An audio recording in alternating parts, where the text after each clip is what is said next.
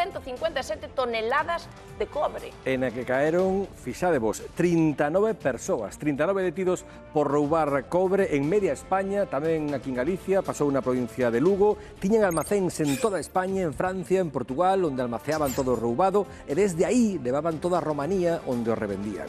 Un entramado internacional que comezaba complicándonos a vida a nós, a uns veciños en calquera vila galega, en Lugo desta volta, onde viñan, cortaban os cables e marchaban. Cor vermella e brillante, un elevado prezo no mercado, é o coñecido como ouro vermello, o cobre.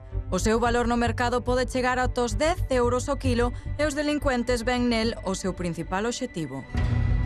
Hoxe mesmo coñecías a noticia do desmantelamento dunha gran organización criminal. Actuaba en España, Portugal e Francia e Galicia non se librou. Levaron a cabo 5 grandes golpes na provincia de Lugo. 2 deles foron en Castro de Rei e o resto en Castro de Ribeiras de Lea, en Rábade e en Outeiro de Rei. Detivéronse 39 persoas ás cales se lles atribúe o presunto roubo de 134 kilómetros de cable. Se os estirásemos en liña recta, chegarían dende a Coruña ata as portas de Ourense. O seu valor, 1 millón de euros no mercado lícito.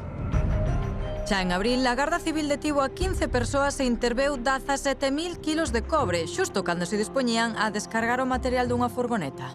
Viña por aquí, nese preciso momento vin a todos os integrantes salir da casa correndo, unha patrulla da Guardia Civil que se parouse xusto por la parte de arriba, empezaron a correr polo jardín, pero como a tolos, hasta que a policía xa chegou aquí e empezou a berrarlles para que se detuveran.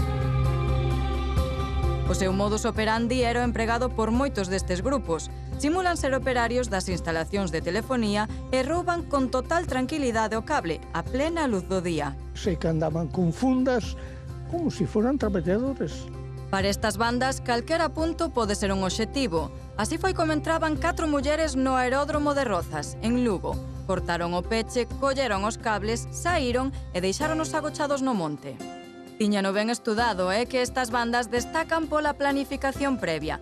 Vixían a zona e seleccionan os puntos máis desprotexidos.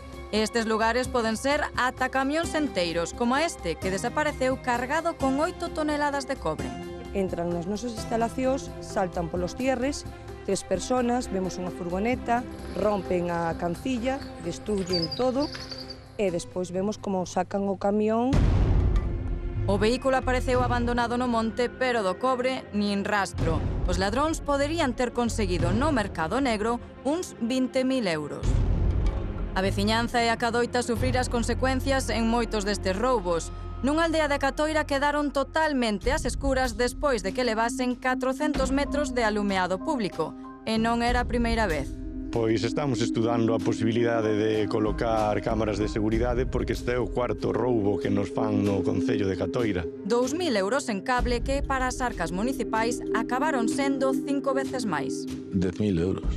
É certo que para as arcas municipais para nós é un machazo moi importante. En Ponteareas directamente cambiaron o material dos cables para evitar os roubos. Xa unha vez que este cableado tamén xa era máis antigo, por iso era de cobre, entonces unha vez que vamos a sustituílo xa pasamos ao aluminio porque, bueno, no caso de que veña, pois que non compense. A quen si lle sae a conta é a estas bandas. Estímase que o ano pasado en España roubaron en cobre máis de 30 millóns de euros. Unha cifra que as forzas de seguridade esperan que continúen alza nos vindeiros anos. Non é ouro, pero polo seu prezo, parecio.